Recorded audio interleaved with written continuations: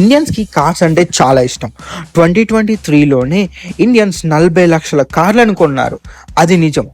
So, India ఇప్పుడు third biggest auto market. Just మనకన్నా ముందు చైనా అండ్ యూఎస్ మాత్రమే ఉన్నాయి. అండ్ ఇండియాలో ఇంకొక ఇంట్రెస్టింగ్ పిక్చర్ ఏంటి అంటే ఈవీ వెహికల్స్‌కి చాలా ఎక్కువగా డిమాండ్ వచ్చింది. ఇండియా 2025 ఎండింగ్ వరకు వరల్డ్‌లోనే థర్డ్ లార్జెస్ట్ ఈవీ మార్కెట్‌గా కాబోతుంది. అండ్ అప్పటిలోపు 2.5 మిలియన్ అంటే 25 లక్షల ఈవీలు మన రోడ్ల మీద ఉంటాయి. కానీ ఇక్కడ ఇవన్నిటిని సూపర్ చార్జ్ చేయడానికి హుండాయ్ ఇండియా ఇంకొక గేర్ని వాళ్ళు మార్చుతున్నారు. ఇండియాలోనే బిగ్గెస్ట్ ఐపీఓని లాంచ్ చేయబోతున్నారు. అంటే దగ్గర $3 బిలియన్ ఐపీఓ. ఇండియన్ కరెన్సీలో చూసుకున్నట్టయితే 25,000 కోట్లు దగ్గర. ఒక విధంగా పర్స్పెక్టివ్లో చూడాలంటే ఇంతకు ముందు బిగ్గెస్ట్ ఐపీఓస్ ఏంటి అంటే LIC, India's biggest insurance company, 21,000 crores IPO. అంతకన్నా ఇంతకు ముందు స్టార్టప్ డార్లింగ్ అయిన పేటిఎం 18,000 crore ఆఫరింగ్. కానీ ఇక్కడ ఇండియా అనుకోవచ్చు, కానీ హుండాయ్ ఫారిన్ కంపెనీ కదా, ఫారిన్ బ్రాండ్ కదా, సో ఇండియాలో ఎందుకు అని చెప్పేసి మీరు అనుకోవచ్చు. దీని గురించి కొంచెం మనం హిస్టరీలోకి పోవాలి. ఏంటి అంటే 1990లో 1991లో ఇండియా ఎప్పుడైతే ఎకనామిక్ డోర్స్ని ఓపెన్ చేసిందో అప్పుడు హుండాయ్ వాళ్ళ కంపెనీని 1996లో ఇక్కడ ఓపెన్ చేశారు వాళ్ళ ఆపరేషన్స్ని. కానీ ఇప్పుడు వాళ్ళు second largest manufacturer in India, car manufacturing in India.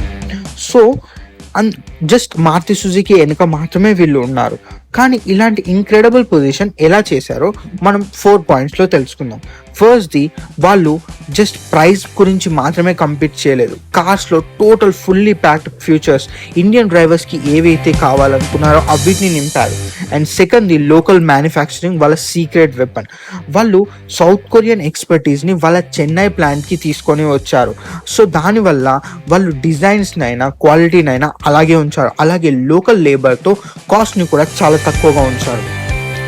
థర్డ్ది, models like i20, grand i10, Creta నిజంగా చూపించాయి అసలు ఇండియన్ డ్రైవర్స్ గురించి మాకు తెలుసు, మాకు ఇండియన్ డ్రైవర్స్ ఏం కోరుకుంటున్నారో తెలుసు అని చెప్పేసి.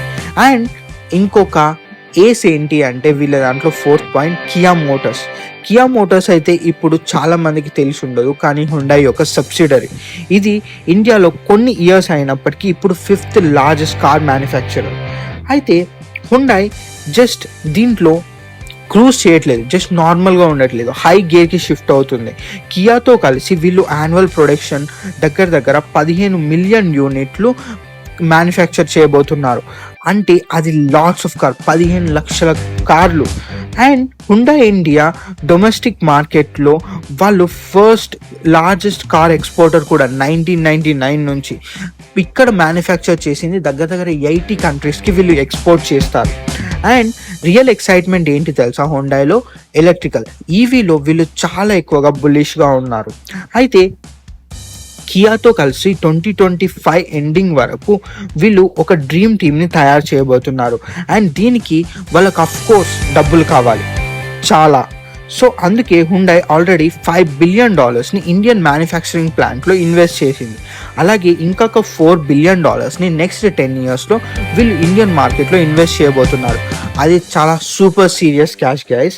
అండ్ ఇక్కడ ఇంట్రెస్టింగ్ ఏంటి అంటే పేరెంట్ కంపెనీ నుంచి వాళ్ళు డబ్బుల్ని తీసుకోకుండా హుండాయ్ ఇండియా ఐపీఓకి వెళ్ళబోతుంది. ఇక్కడ పేరెంట్ కంపెనీ అయిన హుండాయ్ కొరియా 17.5% స్టేక్స్ని ఇండియాలో ఇన్వెస్టర్స్కి అమ్ముతుంది, ఇండియన్ ఆటో మార్కెట్ మీద ఎవరికైతే ఇంట్రెస్ట్ ఉందో.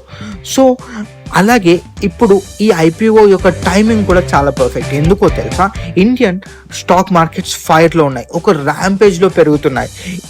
మనం ఇప్పుడు వరల్డ్లోనే 4th లార్జెస్ట్ స్టాక్ మార్కెట్, హాంకాంగ్ని కూడా దాటిపోయాం.